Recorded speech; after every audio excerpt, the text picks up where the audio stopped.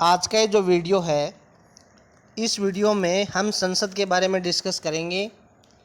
भारतीय संविधान का जो अनुच्छेद 79 है 79, उसके अंतर्गत ये प्रावधान किया गया है कि भारत की एक संसद होगी जो राज्यसभा, लोकसभा और राष्ट्रपति तीनों से मिलकर बनेगी।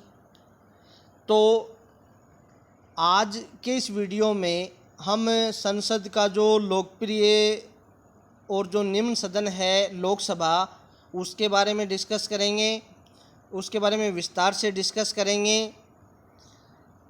जैसा कि मैंने आपको बताया है कि संसद जो है वो राष्ट्रपति, राज्यसभा और लोकसभा तीनों से मिलकर उसका गठन किया जाता है।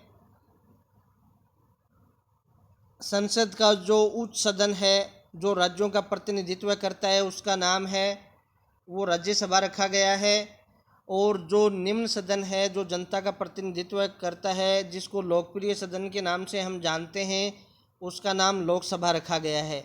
राज्यसभा की अधिकतम जो सदस्य संख्या है वो 250 निर्धारित की गई है।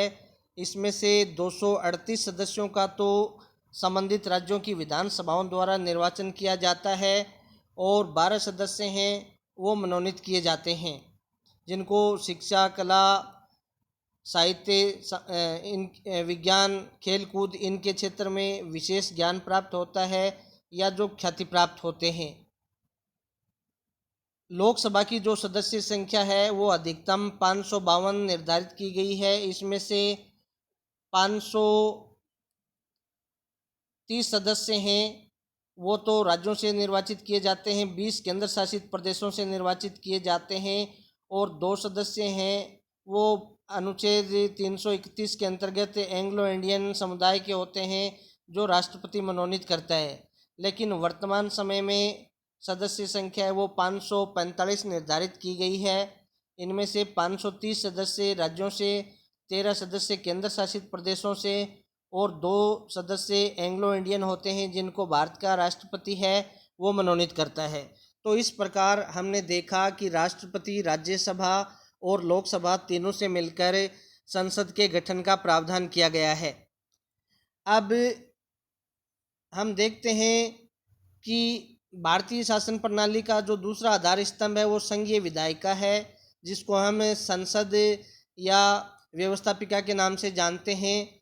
संसद से संबंधित प्रावधान भारतीय संविधान का जो भाग 5 है उसका अनुच्छेद 122 तक संसद संबंधी प्रावधान किए गए हैं। जैसा कि मैंने आपको बताया है कि भारतीय संविधान का जो अनुच्छेद 79 है उसमें ये कहा गया है कि संघ के लिए एक संसद होगी जो राष्ट्रपति और 2 सदनों से मिलकर बनेगी, जिनका नाम क्रमशः राज्यसभा जो राज्यों का प्रतिनिधित्व करता है, लोकसभा जो जनता का प्रतिनिधित्व करता है, रखा गया है।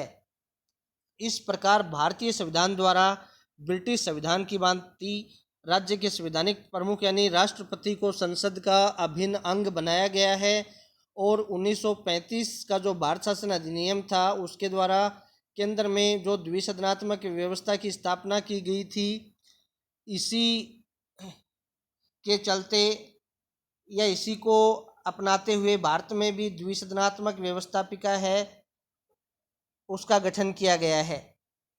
संसद के अभी मैंने आपको बताया है 3 महत्वपूर्ण अंग हैं। एक प्रकार से राष्ट्रपति जो एक प्रकार से कार्यपालिका का संवैधानिक प्रमुख है, लेकिन कानून निर्माण की जो प्रक्रिया है इसमें इसकी अहम भूमिका है। कोई भी विधेयक है वो कानून का रूप तभी ग्रहण करता है जब राष्ट्रपति उसके ऊपर हस्ताक्षर कर देता है। दूसरा जो अंग है वो लोकसभा है, हाउस ऑफ पीपुल्स जिसको कहते हैं, निम्न सदन या लोकप्रिय सदन। और तीसरा जो अंग है वो राज्यसभा है, ये जिसको हम द्वितीय सदन या उच्च सदन या राज्यों का सदन आदि नामों से जानते हैं।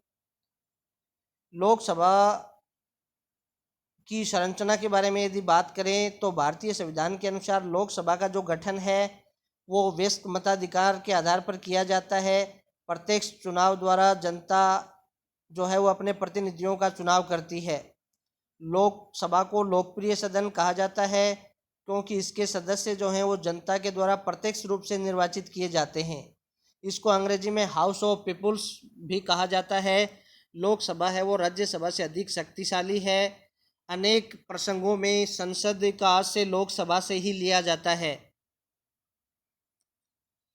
लोकसभा के गठन के बारे में संविधान का जो अनुच्छेद 81 है उसमें स्पष्ट प्रावधान किया गया है। अनुच्छेद 81 में यह कहा गया है कि लोकसभा की जो सदस्य संख्या है वो 500 पहले 500 निश्चित की गई थी, लेकिन समय समय पर इसमें वृद्धि की गई है। 31वां जो संविधान संशोधन 1974 में किया गया था उसके अंतर्गत अधिकतम सदस्य संख्या 547 निर्धारित की गई, जिनमें से 545 जो सदस्य हैं उनका तो निर्वाचन होता था और 2 सदस्य हैं वो आंग्ल भारतीय समुदाय से संबंधित होते थे, जिनको भारत का राष्ट्रपति है वो मनोनयन करता था। लेकिन अब गोवा, दमन और दीव पुनर्गठन अधिनियम 1987 के द्वारा लोकसभा की अधिकतम जो सदस्य संख्या है वो 552 हो सकती है और इनमें से 530 सदस्य राज्यों के निर्वाचन क्षेत्रों से, 20 सदस्य जो केंद्र शासित प्रदेश हैं उनसे और 2 सदस्य ऐसे होते हैं जो आंग्ल भारतीय समुदाय से संबंधित होते हैं। इनको भारत का राष्ट्रपति है वो मनोनीत करता है। वर्तमान समय में जो लोकसभा की जो सदस्य संख्या है वो 545 निर्धारित की गई है। वर्तमान समय में सदस्य संख्या कितनी है? 545। इनमें से 530 सदस्य हैं वो तो राज्यों से निर्वाचित किए जाते हैं। 13 सदस्य केंद्र शासित प्रदेशों द्वारा निर्वाचित किए जाते हैं। 2 सदस्य एंग्लो इंडियन समुदाय के प्रतिनिधि के रूप में होते हैं, जिनको अनुच्छेद 331 के अंतर्गत भारत का राष्ट्रपति है वो मनोनीत करता है। अनुच्छेद 330 के अंतर्गत लोकसभा में जो SC ST यानी अनुसूचित जाति और जनजातियों के लिए राज्यवार जनसंख्या के अनुपात में आरक्षण का प्रावधान किया गया है।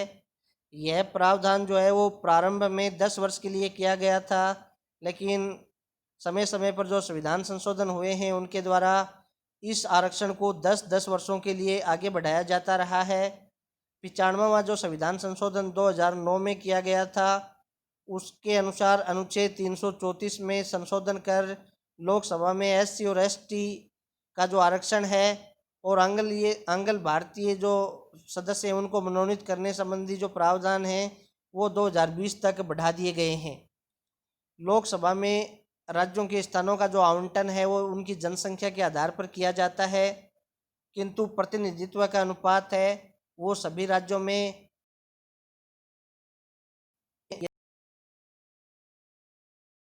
यथासाध्य राज्यों को स्थान आवंटित करते समय निम्नलिखित बातों को ध्यान में रखा जाएगा। पहला तो ये है कि प्रत्येक राज्य को लोकसभा में स्थानों का आवंटन इस प्रकार किया जाएगा कि स्थानों की संख्या से उस राज्य की जनसंख्या का अनुपात सभी राज्यों के लिए यथासाध्य एक समान हो, किंतु यह उपबंध किसी राज्य पर तभी लागू होगा जब उस राज्य की जनसंख्या 60 लाख से अधिक होगी। दूसरा जो प्रावधान है वो ये है कि प्रत्येक राज्य को प्रादेशिक निर्वाचन क्षेत्रों में इस प्रकार बांटा जाएगा कि प्रत्येक निर्वाचन क्षेत्र की जनसंख्या का उसको आवंटित स्थानों की संख्या से अनुपात पूरे राज्य में यथासाध्य एक समान हो। ये प्रावधान अनुच्छेद 81(2) के अंतर्गत किया गया है। लेकिन संविधान में ये भी प्रावधान किया गया है कि प्रत्येक 10 वर्ष में होने वाली जनगणना के बाद एक परिसीमन आयोग है वो लोकसभा में राज्य एवं संघ राज्य क्षेत्र के जो प्रतिनिधि हैं उनकी संख्या का निर्धारण करेगा। संविधान की इस व्यवस्था के अंतर्गत वर्तमान समय में वर्ष 1971 की जो जनगणना है उसके आधार पर लोकसभा के निर्वाचित सदस्यों की संख्या 543 निर्धारित की गई है। इसमें मनोनीत सदस्य हैं वो सम्मिलित नहीं हैं। 42वां जो संविधान संशोधन किया गया था उसके अंतर्गत यह प्रावधान किया गया है कि वर्ष 2000 तक ये निर्वाचन क्षेत्र वही रहेंगे जो 1971 की जनगणना के आधार पर निर्धारित किए गए थे। यानी वर्तमान समय में लोकसभा की जो जनसंख्या का जो आधार बनाया गया है वो 1971 की जनगणना को बनाया गया है और 1971 की जनगणना के आधार पर ही ये जो निर्वाचन है ये 2000 तक संपन्न होंगे। 84वां संविधान संशोधन जो लोकसभा के लिए किया गया था उसमें लोकसभा में राज्यवार प्रतिनिधित्व जो है वो 2026 तक यथावत रखने का निर्णय लिया गया है। इस प्रकार अब 2026 तक लोकसभा सदस्यों की जो संख्या है वो 545 ही रहेगी। इसमें से 543 सदस्यों का निर्वाचन किया जाएगा और 2 जो सदस्य हैं वो अनुच्छेद 331 के अंतर्गत भारत का राष्ट्रपति उनका मनोनयन करेगा और ये एंग्लो इंडियन समुदाय से होंगे।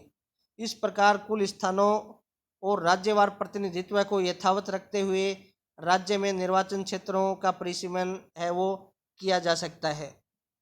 लोकसभा का निर्वाचन यानी लोकसभा के सदस्यों का चुनाव प्रत्यक्ष तरीके से होता है, वयस्क मताधिकार के आधार पर होता है। पहले ये जो वयस्क मताधिकार की आयु थी वो 21 वर्ष थी और 21 वर्ष के व्यक्ति को ही वयस्क समझा जाता था, लेकिन संविधान में 61वां संविधान संशोधन 1989 में किया गया और जो मताधिकार की आयु है वो 21 वर्ष से घटाकर 18 वर्ष कर दी गई। अब कोई भी व्यक्ति जो भारत का नागरिक है जिसने 18 वर्ष की आयु पूर्ण कर ली है वह लोकसभा के निर्वाचन में अपना वोट डाल सकता है, मतदान है वो कर सकता है। लोकसभा के सदस्यों की कौन कौन सी योग्यताएं होंगी, तो इसमें भारतीय संविधान का जो अनुच्छेद 84 है उसमें लोकसभा का सदस्य चुने जाने के लिए कुछ योग्यताओं का निर्धारण किया गया है, जिसमें वह भारत का नागरिक हो, उसने 25 वर्ष की आयु पूर्ण कर ली हो, निर्वाचन आयोग द्वारा प्राधिकृत व्यक्ति के समक्ष शपथ ली है, उसके पास ऐसी अन्य योग्यताएं हो जो संसद द्वारा बनाई गई विधि के तहत निर्धारित की गई हो। तो इस प्रकार मुख्य जो योग्यता है वो आयु 25 वर्ष और भारत का नागरिक होना। तो ये कुल मुख्य 2-3 योग्यताएं हैं जिनका निर्धारण अनुच्छेद 84 में भारतीय संविधान में किया गया है। संसद ने जन प्रतिनिधित्व अधिनियम 1951 पर संसद सदस्यों की कुछ योग्यताएं हैं उनका निर्धारण भी किया है। संविधान का अनुच्छेद 101 और 102 है, उसमें संसद सदस्यों के लिए निहर्ताओं का वर्णन किया गया है। अनुच्छेद 101 में ये कहा गया है कि यदि कोई सदस्य संसद के दोनों सदनों अथवा राज्य विधानमंडल के किसी सदन का सदस्य चुन लिया जाता है तो उसे एक सदन में अपना स्थान छोड़ना पड़ेगा। यानी एक साथ वो 2 सदनों में चुनकर आ जाता है या फिर वो राज्य विधानमंडल का सदस्य चुन लिया जाता है तो एक स्थान उसको रिक्त करना पड़ेगा। अनुच्छेद 102 के अनुसार कोई व्यक्ति लोकसभा या राज्यसभा का सदस्य चुने जाने के योग्य नहीं होगा। कौन नहीं होगा? यदि वह भारत सरकार के या किसी राज्य की सरकार के अधीन कोई लाभ का पद धारण करता है।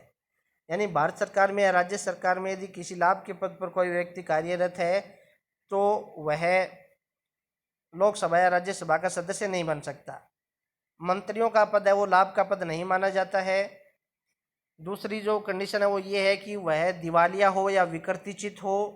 यदि वह भारत का नागरिक नहीं है या उसने किसी विदेशी राज्य की नागरिकता स्वेच्छा से ग्रहण कर ली है या किसी विदेशी राज्य के प्रति निष्ठा रखता है, यदि वह दल बदल कानून के तहत अयोग्य है, तो ऐसे व्यक्ति जो हैं वो एक प्रकार से इसमें इन निहर्ताओं में सम्मिलित किए गए हैं। 52वां संविधान संशोधन 1985 में किया गया और संविधान में 10वीं अनुसूची जोड़ी गई जो दल बदल को रोकने का एक प्रकार का प्रयास था। कोई व्यक्ति संसद के दोनों सदनों का मान लीजिए एक साथ एक समय में सदस्य नहीं हो सकता और न ही संसद के किसी सदन और राज्य के विधानमंडल की जो सदस्यता है वो एक साथ धारण कर सकता। संसद सदस्यों की अयोग्यता संबंधी जो प्रश्न है उनका निर्धारण भारतीय संविधान का जो अनुच्छेद 103 है उसमें स्पष्ट शब्दों में ये लिखा हुआ है कि यदि यह प्रश्न उठता है कि संसद के किसी सदन का कोई सदस्य अनुच्छेद 102 में वर्णित किसी अयोग्यता से ग्रसित हो गया है या नहीं, तो यह प्रश्न राष्ट्रपति को निर्देशित किया जाएगा और उसका निर्धारण करने से पहले राष्ट्रपति वो निर्वाचन आयोग की राय लेगा और उसकी राय के अनुसार ही काम करेगा। अनुच्छेद जो 83(2) है उसके अनुसार लोकसभा का कार्यकाल जो है वो प्रथम बैठक की तारीख से 5 वर्ष तक तय किया गया है। 5 वर्ष की अवधि समाप्त होते ही लोकसभा भंग हो जाती है, लेकिन इससे पहले भी प्रधानमंत्री के परामर्श के आधार पर राष्ट्रपति जो है वो लोकसभा को समय से पहले है वो भंग कर सकता है। आपातकाल की जो घोषणा है और जब लागू होती है तो संसद विधि द्वारा लोकसभा के कार्यकाल को बढ़ा सकती है, जो एक बार में 1 वर्ष से अधिक नहीं बढ़ाया जा सकता।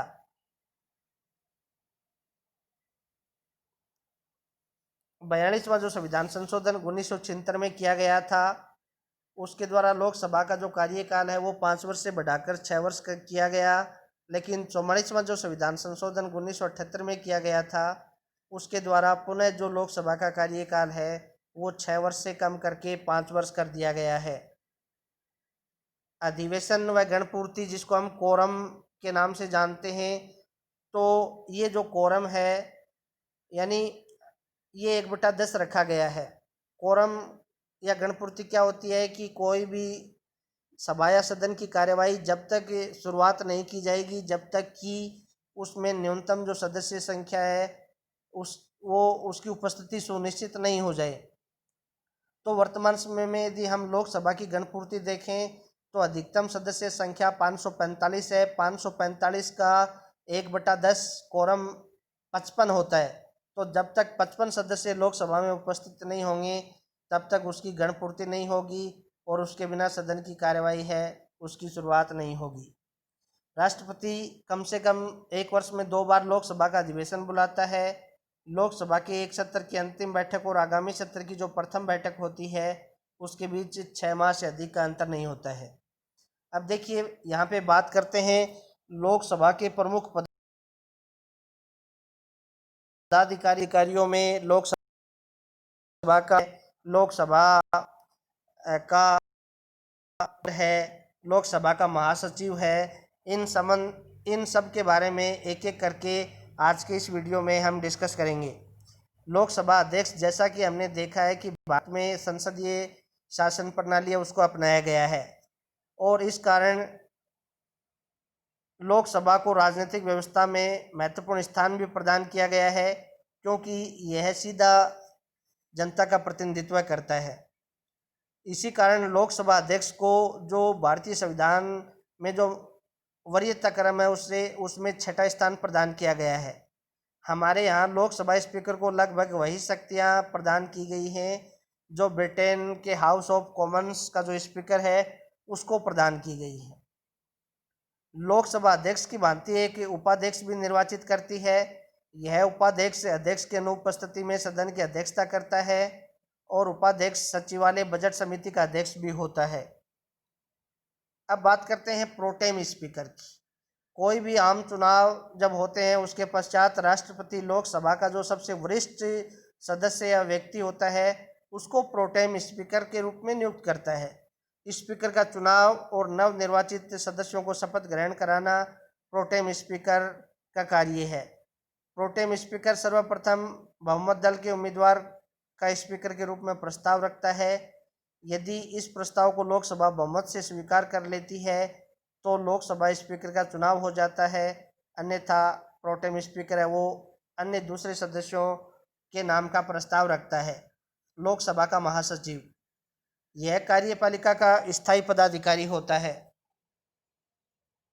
जो 60 वर्ष तक इस अपने पद पर बना रहता है। वह संसद या लोकसभा के प्रति नहीं अपितु लोकसभा अध्यक्ष के प्रति उत्तरदायी होता है। महासचिव के जो प्रमुख कार्य हैं वो इस प्रकार हैं। वह राष्ट्रपति की ओर से सदन के अधिवेशन में उपस्थित होने के लिए सदस्यों को आमंत्रण जारी करता है। अध्यक्ष की अनुपस्थिति में विधेयकों को प्रमाणित करता है। वह सदन की ओर से संदेश भेजता है और अध्यक्ष के संदेशों को प्राप्त भी करता है। सदन या समितियों के समक्ष जो गवाह प्रस्तुत किए जाते हैं उनके विरुद्ध समन और वारंट जारी करने का कार्य है वो इसके द्वारा किया जाता है। लोकसभा के अध्यक्ष और उपाध्यक्ष, देखिए भारतीय संविधान का जो अनुच्छेद 93 है उसके अंतर्गत लोकसभा को अपने सदस्यों में से ही एक अध्यक्ष और एक उपाध्यक्ष चुनने का अधिकार है वो प्रदान किया गया है। इन दोनों के अलावा 10 लोगों का एक पैनल भी नियुक्त किया जाता है जो आवश्यकता पड़ने पर इन अधिकारियों के कर्तव्यों का निष्पादन करता है। उपाध्यक्ष दोनों का जो कार्यकाल है वो 5 वर्ष निर्धारित किया गया है। इसके अलावा वे स्वेच्छा से भी समय से पूर्व त्यागपत्र देकर पद मुक्त हो सकते हैं। अध्यक्ष जो है वो अपना त्यागपत्र उपाध्यक्ष को देता है और उपाध्यक्ष अपना त्यागपत्र वो अध्यक्ष को देता है। इसके अतिरिक्त उन्हें लोकसभा के तत्कालीन जो समस्त सदस्य हैं वो एक बहुमत से प्रस्ताव या संकल्प पारित करके पद से हटा सकते हैं, लेकिन ऐसा संकल्प तब तक प्रस्तावित नहीं किया जाएगा जब तक कि उसको 14 दिन पूर्व नोटिस नहीं दिया गया हो। पदत्याग या अन्य किसी कारण से अध्यक्ष की अनुपस्थिति में उपाध्यक्ष है वो लोकसभा की अध्यक्षता करता है। संविधान के अनुसार लोकसभा के अध्यक्ष और उपाध्यक्ष को संसद द्वारा निर्धारित वेतन और भत्ते और अन्य सुविधाएं हैं वो प्रदान की गई हैं। वर्तमान समय में जो लोकसभा का अध्यक्ष है उसको 1,25,000 रुपये मासिक वेतन प्रदान किया जाता है। इन दोनों पदाधिकारियों को निःशुल्क निवास स्थान, केंद्रीय मंत्रियों को मिलने वाली अन्य सारी सुविधाएं इनको प्रदान की गई हैं। लोकसभा अध्यक्ष के अधिकार और कार्य लोकसभा की समस्त बैठकों की अध्यक्षता करना, सदन की कार्यवाही का संचालन करना, सदन में शांति बनाए रखना, सदन में किसी प्रकार की अव्यवस्था यदि मान लीजिए पैदा होती है तो सदस्यों को सदन से बाहर जाने का आदेश देना, यदि कोई सदस्य उसकी आज्ञा न माने या सदन की कार्यवाही में निरंतर बाधा डालने का प्रयास करे तो उसकी सदस्यता निलंबित है वो भी कर सकता है। वह सदन के नेता के परामर्श से निश्चित करता है। राष्ट्रपति के उद्घाटन भाषण के संबंध में किए जाने वाले वाद विवाद का समय निश्चित करता है। सदन में अव्यवस्था उत्पन्न होने पर सदन की कार्यवाही स्थगित करता है। लोकसभा और राज्यसभा के संयुक्त अधिवेशन जो है उनकी अध्यक्षता करता है। कोई विधेयक धन विधेयक है या नहीं इसका अंतिम निर्णय लोकसभा अध्यक्ष करता है। मान लीजिए किसी प्रश्न पर सदन में पक्ष और विपक्ष में बराबर मत आते हैं तो लोकसभा अध्यक्ष अनुच्छेद 100 यानी 100 के अंतर्गत निर्णायक मत देता है। अध्यक्ष विभिन्न विधेयकों, प्रस्तावों आदि पर मतदान करवाकर परिणाम घोषित करता है। वह प्रश्नों को स्वीकार और अस्वीकार करने का कार्य करता है। काम रोको प्रस्ताव भी उसकी अनुमति से ही पेश किया जाता है। प्रक्रिया संबंधी जो विवाद है उन पर अंतिम निर्णय अध्यक्ष का होता है। सदन में कोई भी सदस्य अध्यक्ष की आज्ञा से ही भाषण देता है।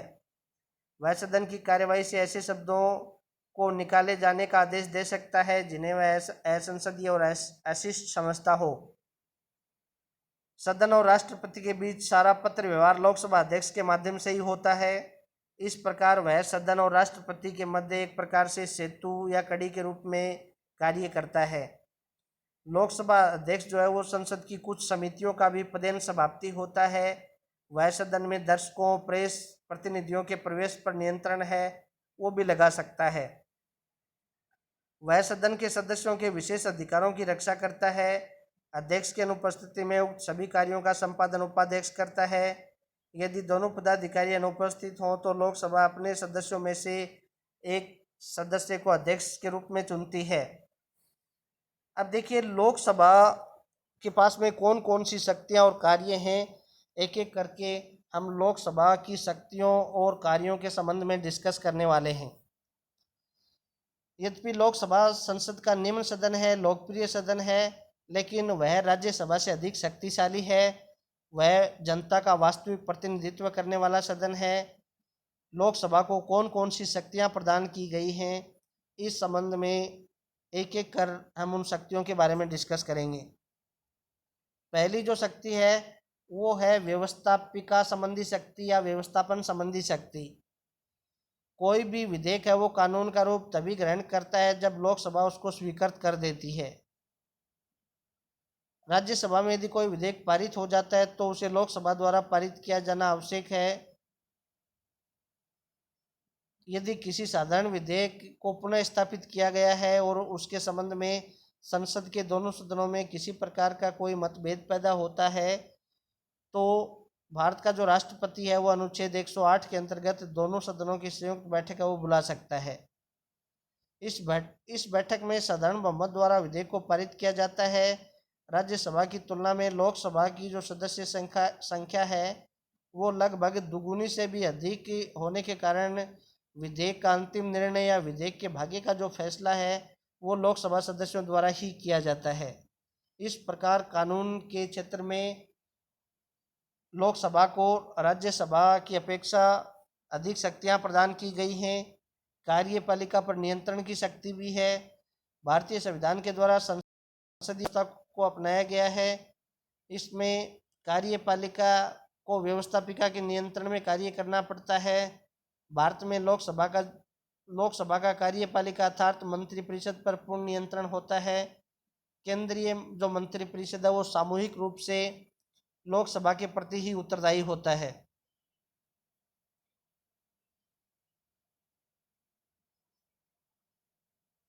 भारतीय संविधान का जो अनुच्छेद 75(3) है उसके अंतर्गत मंत्रिपरिषद केवल उसी समय तक अपने पद पर बनी रहती है जब तक कि उसे लोकसभा का विश्वास प्राप्त हो।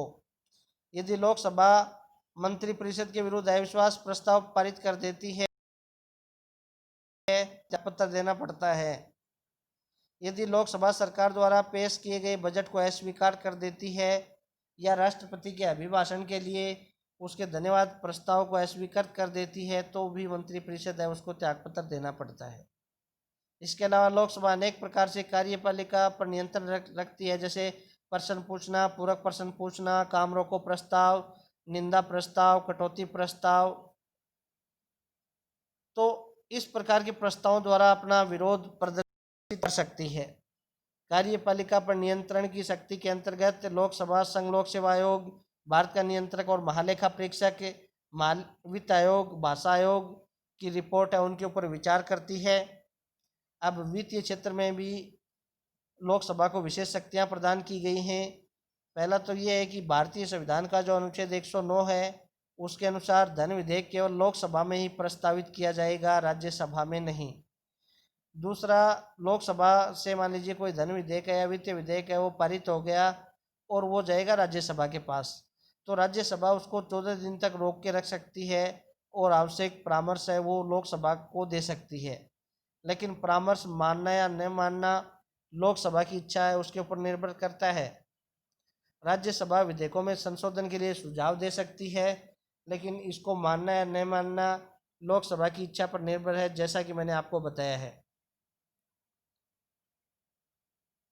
वार्षिक बजट और अनुदान संबंधी मांगें भी लोकसभा के समक्ष ही रखी जाती हैं और इस प्रकार के समस्त व्यय को स्वीकृति देने का अधिकार जो है वो लोकसभा को ही प्रदान किया गया है। संविधान संशोधन संबंधी शक्ति है वो भी लोकसभा को प्रदान की गई है। अनुच्छेद 368 के अनुसार संविधान संशोधन की प्रक्रिया है वो उसके 3 तरीके हैं: संसद के साधारण बहुमत से संशोधन, संसद के विशिष्ट बहुमत, विशिष्ट राज्यों की विधान समर्थन है उसके द्वारा संशोधन। तो प्रत्येक सदन में उस सदन की कुल सदस्य संख्या के बहुमत और उस सदन के उपस्थित और मतदान करने वाले सदस्यों के कम से कम 2/3 बहुमत द्वारा इस प्रकार का प्रस्ताव है वो पारित किया जाता है। संविधान संशोधन संबंधी जो विधेयक है उसमें दोनों सदनों की संयुक्त बैठक है वो नहीं होती। दोनों सदनों में यदि असहमति होती है तो विधेयक है उसको अस्वीकार कर लिया जाता है। संविधान संशोधन संबंधी विधेयकों पर संसद के दोनों सदनों की संयुक्त बैठक बुलाए जाने का कोई प्रावधान नहीं है। लोकसभा में राज्यों द्वारा निर्वाचित होने वाले कुल सदस्यों की संख्या 543 है। इनमें से 84 स्थान SC वर्ग के लिए और 47 स्थान अनुसूचित जनजातियों के लिए आरक्षित किए गए हैं। शीर्ष लोकसभा वाले यदि हम 5 राज्यों स्टेटों की बात करें तो पहला उत्तर प्रदेश है जिसमें 80 सीटें हैं। दूसरे नंबर पर महाराष्ट्र है जिसमें 48 सीटें हैं। तीसरे नंबर पर पश्चिम बंगाल है जिसमें 42 सीटें हैं। चौथे नंबर पर बिहार है जिसमें 40 सीटें हैं। 5वें नंबर पर तमिलनाडु है, इसमें 39 सीटें हैं। संघ शासित राज्यों में 7 सीटों के साथ दिल्ली है वो सर्वोच्च स्थान पर है। नवगठित राज्यों में तेलंगाना को 17, झारखंड को 14, छत्तीसगढ़ को 11, उत्तराखंड को 5 सीटें प्रदान की गई हैं। अनुसूचित जातियों के लिए सर्वाधिक 17 सीटें उत्तर प्रदेश से। अनुसूचित जनजाति के लिए एक भी सीट आरक्षित नहीं है। 13 राज्य ऐसे हैं जहां अनुसूचित जनजाति के लिए लोकसभा में कोई स्थान आरक्षित नहीं है। उत्तर प्रदेश, उत्तराखंड, हिमाचल प्रदेश, हरियाणा, पंजाब, तमिलनाडु, केरल, गोवा, बिहार, सिक्किम, अरुणाचल प्रदेश, नागालैंड और जम्मू कश्मीर। लोकसभा में अनुसूचित जनजातियों के लिए सर्वाधिक 6 सीटें मध्य प्रदेश में आरक्षित हैं। अनुसूचित जनजातियों के लिए लोकसभा में सीटों का आरक्षण जो है वो कुल 17 राज्यों में है। ऐसे 5 राज्य जहां अनुसूचित जाति या जनजाति में से किसी के लिए सीटों का आरक्षण नहीं है, तो इसमें जम्मू कश्मीर, अरुणाचल प्रदेश, सिक्किम, गोवा, नागालैंड, इन स्टेटों को सम्मिलित किया गया है। निर्वाचक मंडल के रूप में भी लोकसभा है वो कार्यरत है या कार्य करती है। भारतीय राष्ट्रपति का जो चुनाव होता है उसमें लोकसभा के जो निर्वाचित सदस्य हैं वो भाग लेते हैं। अनुच्छेद 66 के अनुसार लोकसभा और राज्यसभा के सभी सदस्य मिलकर उपराष्ट्रपति का चुनाव करते हैं और लोकसभा द्वारा सदन के अध्यक्ष और उपाध्यक्ष हैं उनको भी अनुच्छेद 93 के अंतर्गत निर्वाचित किया जाता है। जनता की शिकायतों का निवारण, क्योंकि लोकसभा के सदस्य प्रत्यक्ष रूप से जनता द्वारा चुने जाते हैं, उनके द्वारा जनता की शिकायतें, जनता के विचार और भावनाएं हैं वो सरकार तक पहुंच जाती हैं। अन्य कार्यों में जैसे राष्ट्रपति के विरुद्ध महाभियोग लगाना, राज्यसभा में महाभियोग लाया जाता है तो लोकसभा आरोपों की जांच करती है। लोकसभा राज्यसभा के साथ मिलकर उच्च न्यायालय, उच्चतम न्यायालय के न्यायाधीशों को कदाचार और असमर्थता के आधार पर पद से हटाने का प्रस्ताव पारित करती है। जो अनुच्छेद 124(4) में जो प्रावधान है उसके अकॉर्डिंग उपराष्ट्रपति को हटाने के लिए राज्यसभा द्वारा जो पारित प्रस्ताव है वो लोकसभा द्वारा अनुमोदित होना आवश्यक है। उपराष्ट्रपति को पद से हटाने का प्रस्ताव राज्यसभा में लाया जाएगा तो ही उपराष्ट्रपति को पद से हटाया जा सकता है। राष्ट्रपति द्वारा संकट काल की घोषणा के 1 महीने के अंदर अंदर संसद का अनुमोदन करना अनिवार्य है, अन्यथा इस प्रकार की घोषणा 1 महीने के बाद स्वयं ही समाप्त मानी जाएगी।